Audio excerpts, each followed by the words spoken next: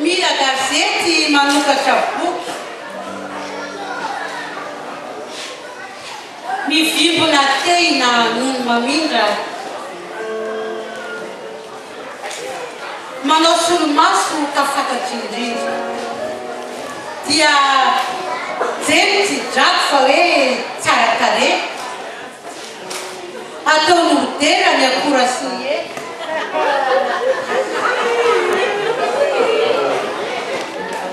ny tompony izany dia mody mandoka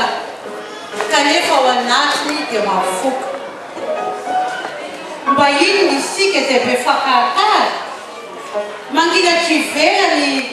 tovokary fiteny sy fomba nadika avokoa fa ny aniny tena valalana boky aleko manangatra izay nentin-drazana na dia mavomavo sy vitsipitazana toy izay kefokefoka maro bizaka kanefa fosaina raha-jakom-bazaha